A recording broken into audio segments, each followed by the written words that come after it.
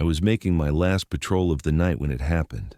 It was around 1:40 a.m., the exact point in the shift when the whole place felt like it had been drained of sound.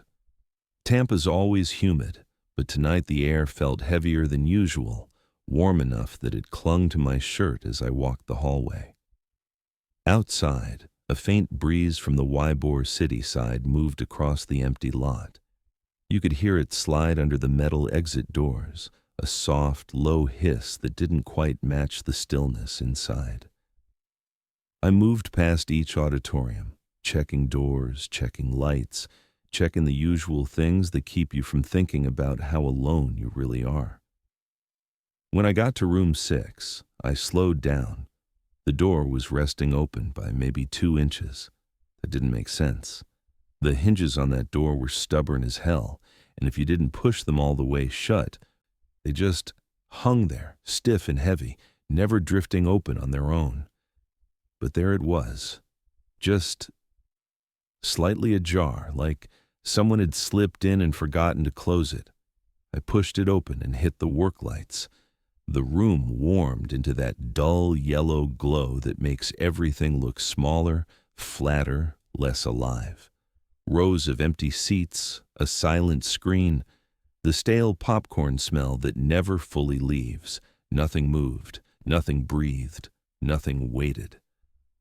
I stepped up the aisle, slow, steady, and something flickered across the screen. Just once. One fast white snap of light. I stopped halfway up the row. I didn't know what I saw, not exactly. It looked like a face, pale, overexposed, almost smiling, not a full smile, more like the start of one, and then it was gone. Not faded, gone in the way a light switch goes off, a single frame and then nothing. My foot froze mid-step. The room felt too quiet, like everything around me had sucked in a breath at the same time. I stood there staring at the blank screen, waiting for it to happen again. It didn't. The projector wasn't even on. The work lights hummed overhead, steady, normal. "It's just test mode," I whispered, even though I knew damn well test mode doesn't run with the projector off. I turned to leave, and that's when I noticed the shadow on the screen. My shadow. It should have been in sync with me, but it wasn't. When I moved, it followed, just a beat slower, like it was thinking about it first. A chill ran across my arms. I blinked hard, stepped sideways, watched it lag behind again. Half a second, maybe less, but enough. I backed out of the room and pulled the door closed. I told myself it was nothing, but something stayed. Working nights at a movie theater isn't as strange as people think. Most of the time, it's just routine layered on top of more routine. I moved through each auditorium with a small trash bag tucked under my arm, counting rows, checking seats for anything left behind. Cups, wrappers, phones people realize they lost at 2 in the morning. It's simple work, steady work. When everything around you is quiet, even the small tasks feel like they matter. After the trash, I check every emergency exit, make sure the bars latch, make sure no one propped one open during the last show. Then I move up to the projection booth. The projectors hum in this warm, steady tone that almost feels comforting. I go room by room, shutting them down one at a time, watching the last bit of light burn out as the bulbs cool. When I finish all that, I do another walk just to make sure nothing has changed in the 5 minutes since I last passed through. Most nights, nothing has. The theater sits near Ybor City, which is a strange mix of loud and bright and humid. During the day, it's all color and chatter, the kind of place where music spills out of bars and the smell of food sticks to your clothes. But after 1 a.m., it goes dead fast. Lights shut off. People disappear. You step outside expecting noise, and instead you get this wide, empty breath of warm air rolling across the pavement. The stillness feels heavier in Tampa than anywhere else I've lived. It's thick, like it soaks into the walls. Inside the theater, that quiet multiplies. The hallways stretch out long and empty. The carpets mute your steps. Even the AC feels softer at night. I think that's why working here gets under my skin sometimes. I like the peace, I really do. But there are moments where the emptiness opens too wide and it feels like the building is listening back. I'm not alone in the building, technically. Michael works the cleanup shift until a little after 1. He's older, slow-moving, but he's got this calm kindness about him. He nods when I pass, keeps conversation short. Sometimes he'll say, "Night's going smooth," and I'll answer, "Yeah, quiet as always." That's usually the entire exchange. Jeff, the manager, is the opposite. He's the kind of guy who forgets things constantly. Lights, keys, his own backpack. I'll walk past an auditorium and see the ceiling lights still glowing because he left them on again. He laughs it off every time. "My brain's fried, man," he says. "Just remind me next shift." He means well. He's just scattered. Then there's Alex, the projection tech. I almost never see him in person. He answers stuff through the walkie with this tired, nasal voice. "Yeah? What's up?" And I'll tell him a projector needs a reset or the sound in room 3 is lagging. He always says the same thing. On it. He's reliable, even if I don't know what he looks like outside the tiny ID photo on his employee file. Most shifts follow the same rhythm. I clock in, settle into the routine, try not to think too hard about how empty the place gets after midnight. But lately the quiet has felt different, like it has edges, like it's holding its breath. There's nothing supernatural about that on its own, but it's enough to make me pay attention. The glitches started small. My time card began logging me a minute early, then 2 minutes late, then a minute early again. I double-checked the machine. Jeff checked it too. It wasn't broken, it just wasn't right. Then the hallway camera in Zone B showed me walking past twice. Same angle, same timestamp, same stride. 2 versions of me layered on top of each other with a 1-second difference. Jeff shrugged when I showed him. "Probably buffered weird," he said. "But buffering doesn't duplicate you." The weirdest thing, though, was Auditorium 6. Every so often, its projector would kick into lamp warm-up mode for about 10 seconds, even after I shut everything down. No warning, no log. Alex swore the system wasn't sending the command. "Probably humidity messing with the sensors," he said, but it didn't happen in any other room. One night, when Michael was heading out, I mentioned 6 acting strange. He paused, tying his apron into a tighter knot. "6 has always been weird," he said, and then he walked away before I could ask anything else. He didn't mean it like a joke. He meant it like a fact. Later that same night, during my last hallway sweep, I heard it. A sharp thump from inside 6. The sound of a seat slamming upright. I stopped immediately. That noise shouldn't have happened, not with no one inside. I pushed the door open and stepped in. The room sat perfectly still. No movement, no settling seats, nothing shifting in the dark. I walked the aisles, checked each row, waited to hear anything else. Silence, thick and steady. Back in the lobby, something kept bothering me about it. So I went to the security station and replayed the footage for the time I heard the noise. The clip stuttered for a second. One single frame flashed on the screen. A tall, dark figure stood in the middle of the aisle, long arms hanging at its sides, head angled down at the camera. Then it was gone. A single frame. And then nothing. The next night felt wrong the moment I stepped into the building.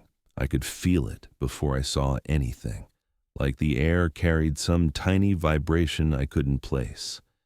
Nothing loud, nothing dramatic, just something humming in the background of the silence.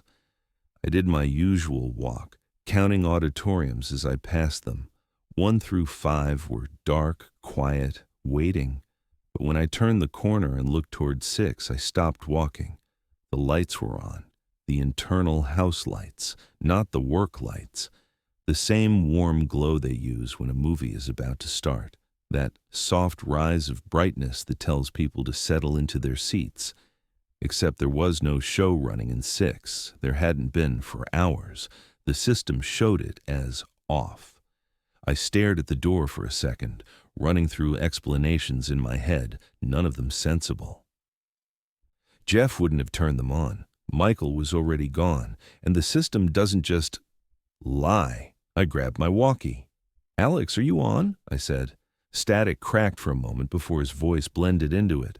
"Yeah, what's up?" "6 has its auditorium lights on. System says they're off. Can you check?" Another pause. Then, "Logs are clean. Nothing triggered, no manual override, and nothing scheduled." "So what's turning them on?" "No idea, man. Sensors, maybe." He didn't sound convinced, and I wasn't convinced either. I pushed the door open. The warm ceiling glow poured down the rows, making everything look too soft, too staged. I stood in the doorway for a moment, waiting to feel something. Air movement, heat, sound, anything that would explain why the room felt occupied. I stepped forward.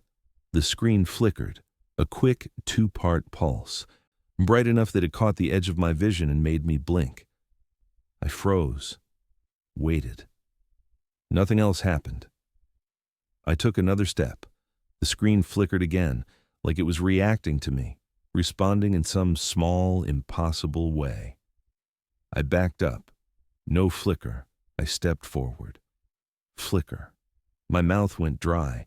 My mind tried to grab whatever explanation felt closest to normal, but everyone slipped through my fingers. I left the auditorium and went straight to the security office. If something had triggered the house lights, it would be in the cameras. And if the screen was reacting to me, maybe there was a pattern, something I could chart or at least understand. I pulled up the footage from the night before, started watching from 1 a.m. through 3. Halfway through the playback, something caught my eye. A tiny stutter, a skip, like the video hiccuped. I scrubbed back and played it again. Exactly at 02:13 a.m., the camera dropped 1 frame, a clean, perfect drop. Not a glitch, not noise, not compression, a missing square of time. I kept watching. The next frame after the drop made my stomach knot, because standing in the center aisle of Auditorium 6 was a silhouette, tall, thin, shoulders sharp and angled, its head tilted slightly forward like it was inspecting something or someone. It was facing the camera, facing me. I zoomed in. The image didn't clarify.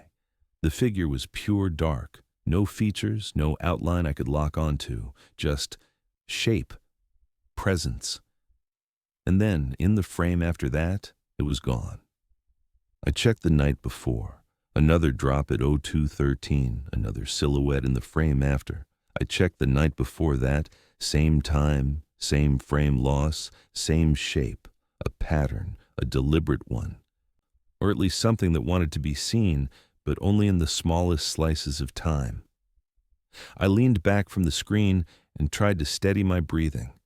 I didn't know what I was looking at, and I didn't want to jump to conclusions.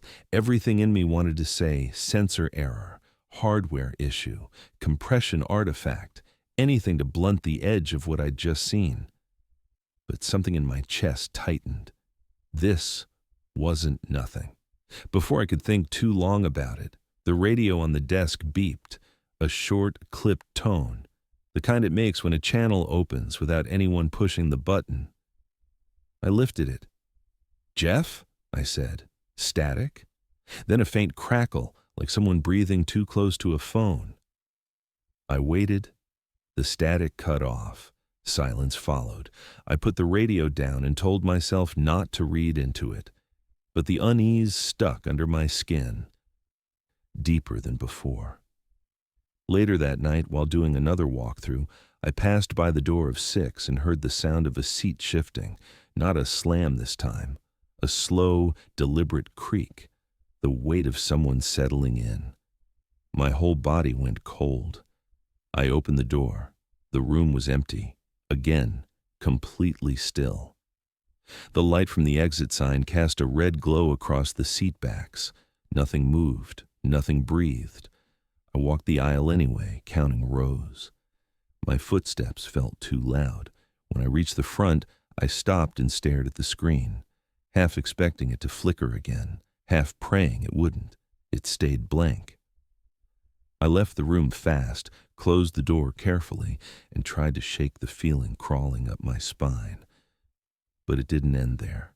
An hour later, I checked the audio logs for 6. The system records a tiny ambient sample every 10 minutes to test for mic feedback. Most rooms produce a soft hum or a bit of AC noise. But 6 had something else. Breathing, not human breathing, not exactly. Too close, too slow, like someone was leaning right up against the mic, exhaling in long, steady drags. I replayed it 3 times. Each time the hairs on my neck lifted. The next day, I showed Jeff the camera skips, the audio, the seat movements. He sighed, rubbed his eyes, and said, "Don't worry about 6. It glitches." That was it. No concern, no curiosity. He walked away like he hadn't just seen something impossible. I opened my mouth to argue, but the words didn't come. I didn't even know where to start. I felt stupid for wanting him to care more than he did. I went back to the security office, pulled up the feed again, and stared. If I couldn't convince Jeff, then I needed more. More evidence, more clarity, something that couldn't be brushed off with a shrug. And that's when the projector in 6 turned on.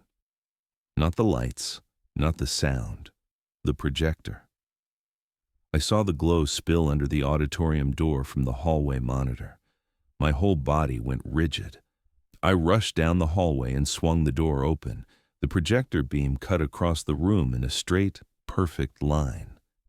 The screen brightened, washed in pale color. A video started playing. It was grainy, unstable, like something recorded on an old phone in low light. The image bounced slightly with each step. Someone was walking inside Auditorium 6, someone with my build, my height, my gait.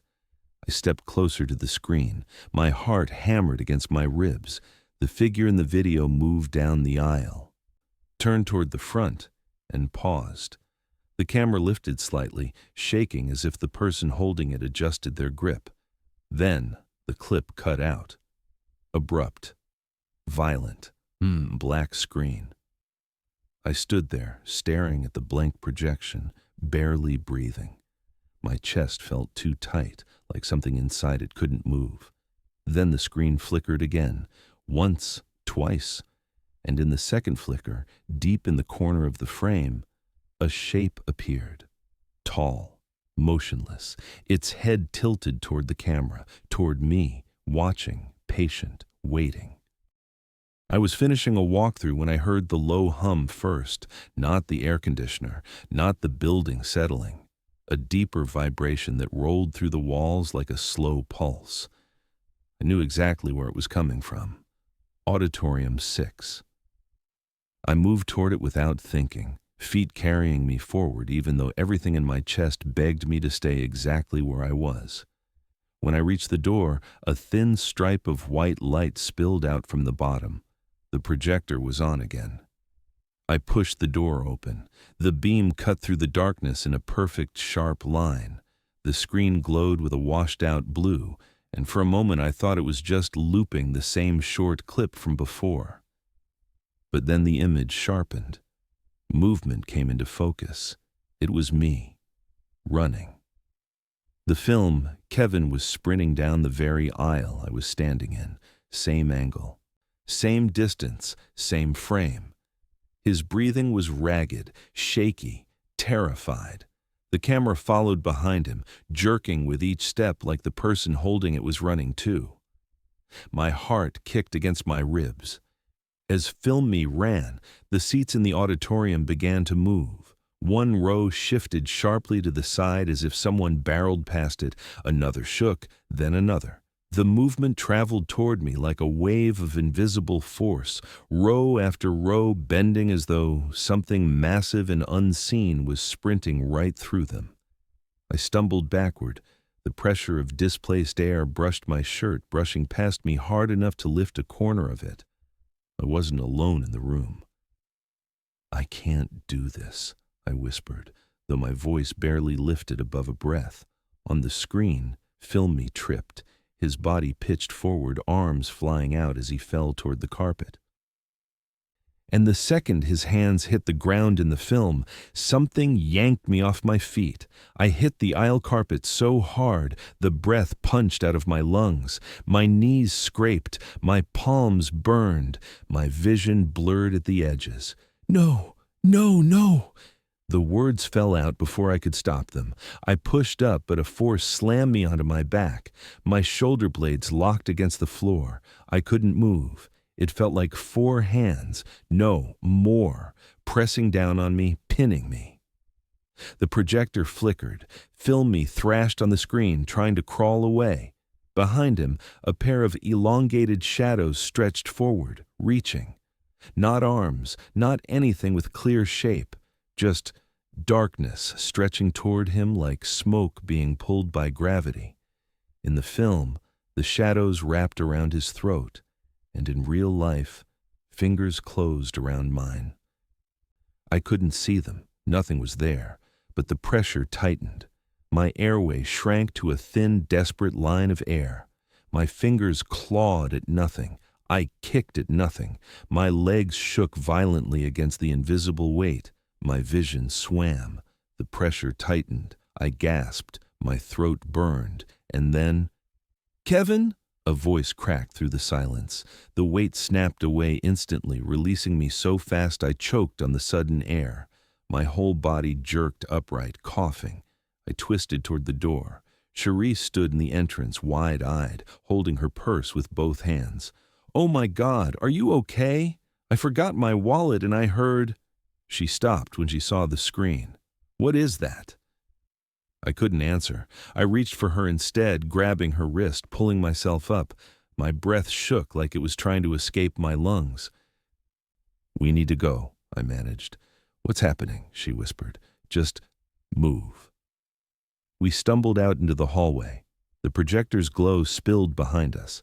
The second the door closed, a metal groan echoed from the opposite end of the hall. The freight elevator. We both froze. The elevator doors slid open on their own, grinding against the track like old metal stretching awake. "No one uses that at night," Cherise whispered. The sound that followed wasn't mechanical. A wet dragging noise leaked out from the dark shaft, like something being pulled across a floor. It rolled through the hallway and settled under my skin. Then the film's audio bled through the wall, right behind it, synced perfectly. Heavy breaths, a dragging sound, a low, wet scrape. I grabbed Cherise's arm again. "We need to get to the lobby," I said. "Kevin, what is this?" I don't know, but we can't stay here." We moved fast, half running, half stumbling. But as we reached the intersection where hallways split toward the exits, the projector in 6 boomed louder. The speakers shouldn't have been able to push sound through the walls, but they did. The whole corridor trembled with it. I stopped. My body froze. If the film kept playing, whatever happened on that screen would keep happening out here. "I have to shut it down," I said. Cherise shook her head. "No, Kevin, you can't go back in there." "I have to. It won't stop." "You're not making sense." "I know." The words came out broken, but I knew they were true. "You stay here," I said. "Please, just stay here. I'm not letting you—" "Cherise, please." She hesitated, breathing fast, eyes darting. Then she nodded slowly. "Fine, but hurry." I turned back toward 6. The closer I got, the heavier the air felt, like walking into thick heat. The projector boomed through the door, shaking the frame. The light underneath it flashed in irregular pulses. I pushed the door open. Film Kevin was no longer running. He was standing still. Center frame, facing the camera, and the auditorium in the film wasn't empty anymore. Rows of shadowed shapes filled the seats, tall outlines, thin silhouettes leaning forward like they were watching him, watching me, their heads tilted at angles that didn't look human. I stepped into the real room. Nothing was there, but I could feel their weight in the air. My breath hitched. I just need to kill the power, I whispered to myself. On the screen, "Film Me" inhaled. The image flickered, and in the flicker, standing directly behind him, was the thing I'd only seen in passing before. Tall, stretched, no clear face, no movement, just standing behind him, close enough to touch. There was nothing behind me in the real auditorium. I checked. I forced myself to look. But the screen showed me exactly what would happen next. I lunged toward the breaker panel. The projector cut out, then surged back on instantly. Rows of seats slammed upward behind me. The sound exploded through the room. The aisles shook like something massive ran across them. A violent burst of air hit my back and sent me into the wall. I gasped, bracing myself. On the screen, "Film Me" was thrown the same direction. "No! No! Stop!" I didn't know who I was pleading with. I dove for the wiring junction, ripping open the panel cover. Sparks crackled. The film jittered violently. Frames overlapping into blurred streaks of white and blue. Something unseen grabbed my shoulder and yanked me backward. My body skidded across the floor. My limbs scraped against the carpet. The pressure was overwhelming, pinning me into the ground again. I forced a breath out. "Let go." The grip tightened. The film hissed. A shrill audio spike tore through the speakers like tearing metal. I reached for the cable with both hands, fingers slipping over the insulated sheath. The force on my chest crushed tighter. My lungs trembled. I pulled harder. The cable stretched. Fibers snapped under my palms. I pulled again, and the line ripped free. The projector died. Darkness swallowed the auditorium instantly. The sound cut. The pressure vanished. Everything stopped. I lay there in the silence, chest heaving, sweat cooling against my spine. My hands shook like they didn't understand they were free. Then, finally, I exhaled. It was over, or at least, that moment was. I stayed on the floor longer than I should have. My chest kept rising and falling like it was trying to catch up with itself.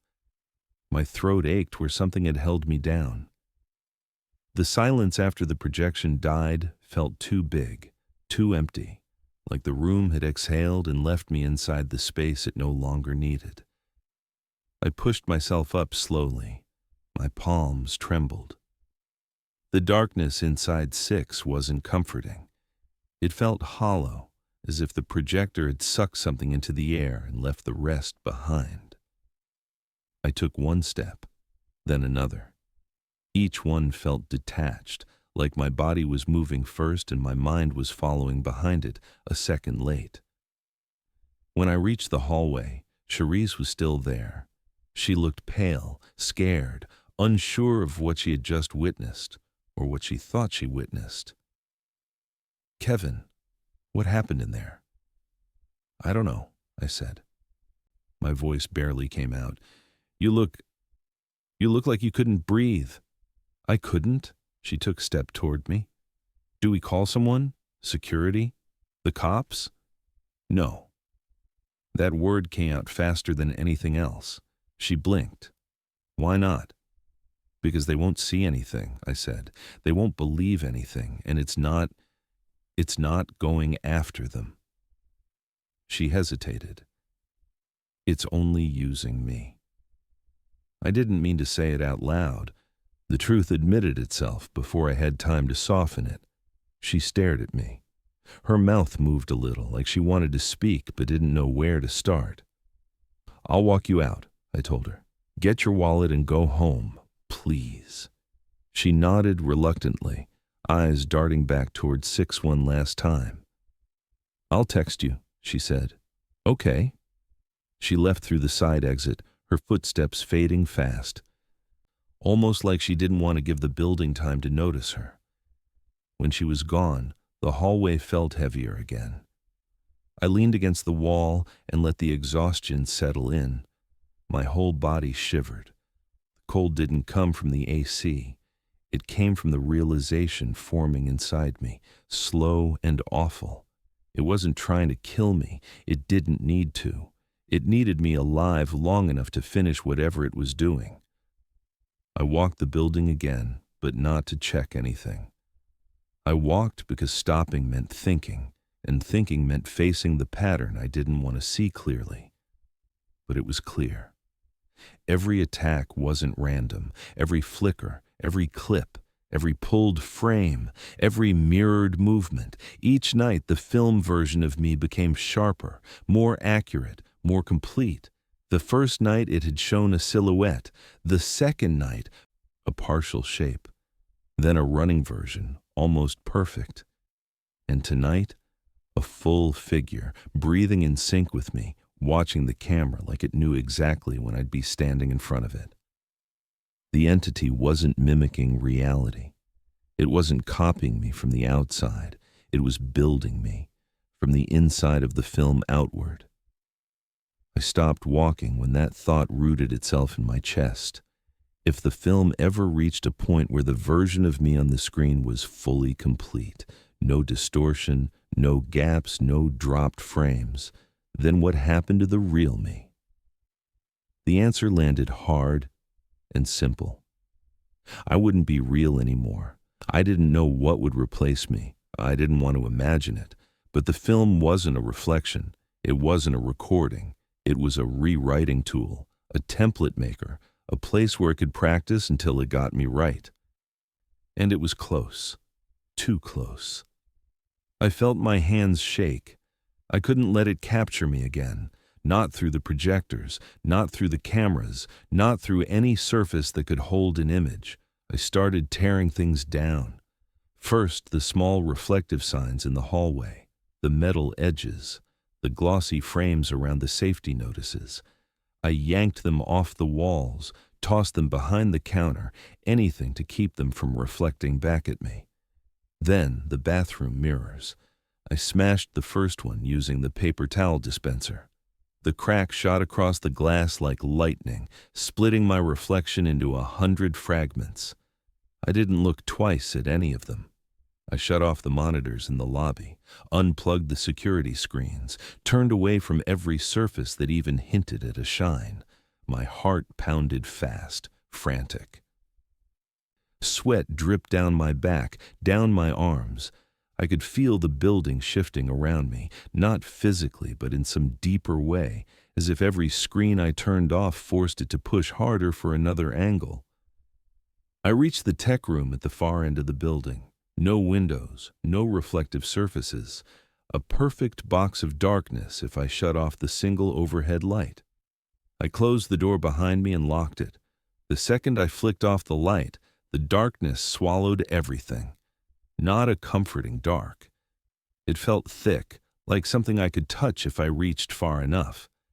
I leaned against the wall and slid down, letting myself sit in the pitch black. My breathing slowed. My heartbeat steadied barely. My voice came out small. This isn't enough, because hiding didn't stop anything. It only delayed it. The projector in 6 had turned on by itself twice already. There was nothing stopping it from turning on again, nothing stopping that film from playing the moment I stepped back into the hallway, nothing stopping it from creating a version of me even more complete than before. I pressed a hand against my face. "What are you trying to do to me?" I whispered. There was no answer, just silence. The kind of silence that's too thick for comfort, like it's holding its breath with you. Minutes passed. I think minutes passed. It was impossible to tell without a screen to check, and eventually my eyes adjusted enough to see the faint outline of the door. That's when I saw it. A strip of light glowing underneath, thin at first, then brighter, then flickering, not hallway light, projector light. It had turned itself on again. The light pulsed steadily, washing the bottom of the door in shifting white bands. I pushed myself up quickly, stumbling in the dark. My chest tightened with every heartbeat. "No," I whispered. "Not again." But I already knew it wasn't stopping. It wasn't waiting for me to come to it. It was calling me. I unlocked the door. The hallway looked wrong somehow, not different in shape, but different in weight. Like the air had changed density, like the shadows hung longer. I walked toward 6. The projector beam glowed hard against the seam of the door. The audio rumbled low, faint but steady. A vibration crawled along the floor tiles and up my legs. I grabbed the handle and pushed the door open. Film Kevin stood on the screen, facing the camera. Not running, not panicked, just standing still in the exact center of the frame. Straight posture. Hands at his sides, eyes locked on the lens. My breath snagged in my chest. He wasn't moving, not blinking, not shifting weight. It wasn't a recording, not anymore. It was waiting. I walked into the room, step by careful step. As soon as I reached the halfway mark of the aisle, the image shimmered. The screen rippled like light bouncing off water. The edges glowed bright white. I didn't stop walking. I couldn't. The whole theater felt like it was leaning toward the screen, like the building itself wanted me closer, like whatever was behind the projection needed to see me clearly. Film. Kevin inhaled. I inhaled too. The room moved with us, a strange mirrored rhythm. My stomach tightened. My hands felt weightless, like they weren't attached to me anymore. And then I understood the last piece. The entity didn't just need a version of me. It needed a place to put it, a screen, a surface, a world flat enough for it to rebuild me inside. If I wanted to stop this, I had to destroy the place it lived. I ran forward and slammed both hands into the screen. The surface cracked, not like fabric, but like something harder, sharper. A bright line split across the projection. Light burst outward in messy arcs, scattering into floating white shards that faded before they hit the ground. The film tore open. The beam broke. The room dropped into total suffocating darkness. Silence settled on me like dust. I stood there breathing hard, my fingers trembling, my heartbeat echoing in the hollow space where the screen used to be. I didn't know if I'd stopped it or if I'd just slowed it down. All I knew was this. Somewhere inside the darkness, something had paused and it wasn't finished. I don't remember hitting the ground. I don't remember leaving the auditorium. I don't remember the screen going dark or the way the air changed after the light collapsed into nothing. The last clear thing I remember is my hands pressed into fabric that felt like it shouldn't exist. And then, silence. A long blank space, nothing after that. When I opened my eyes again, the ceiling above me wasn't the auditorium, it was the hallway outside, washed in the pale gray of early morning. I heard a voice calling my name from far away, like it was underwater. "Kevin? Hey, can you hear me?" Tom, the morning security guard, leaned over me, shaking my shoulder gently. His face was pinched with worry, but he kept glancing around like he expected someone else to be there. I tried to speak, but my throat felt dry and scraped raw. "You were out cold," he said. "Right in front of 6. Did you faint or something?" I forced out a weak, "I don't know." He helped me sit up. My arms stung. My legs ached. Small cuts lined my palms like I'd clawed at something in the dark. Tom checked the area around us, frowning at how clean everything was. "There's no damage anywhere," he said. "No broken panels, no torn screen, no knocked over seats. The place looks perfect." Perfect. Exactly the word I didn't want to hear. To him and to everyone else, It would look like I just collapsed, overworked, exhausted, maybe dehydrated, something normal, something explainable. There were no signs of a struggle, no evidence of what had happened. Just me, on the ground, alone. Tom walked me to the lobby to sit while he called Jeff. The moment he stepped away, my eyes drifted to the security system monitor on the desk. A new file sat at the top of the list, 7 minutes long, time-stamped right around when everything went black for me. I opened it. The video was nothing but darkness. 7 minutes of pure black screen. No audio, no flicker, nothing. But something about it felt wrong. I scrubbed through it frame by frame. 5 minutes in, nothing. 6 minutes, nothing. 6:59, still nothing. Then, at the final frame, the image appeared. Me. Lying on the carpet in the exact position Tom found me, and behind me, barely visible, blurred like it existed in two places at once, stood a tall, thin figure with its head tilted toward the camera. No face, no details, just presence, watching with that same stillness I felt in my bones. I closed the file. My hands wouldn't stop shaking. I left the building an hour later, still shaky, still unsure of what parts of the night were real. The sun was up now, laying long shadows across the pavement. Mine stretched out ahead of me as I walked toward my car. Halfway there, I noticed something. My shadow moved, but not at the same time I did. It lagged half a beat behind, just slightly. Just enough. I swallowed hard. And maybe it's just me, but I think it's still recording me.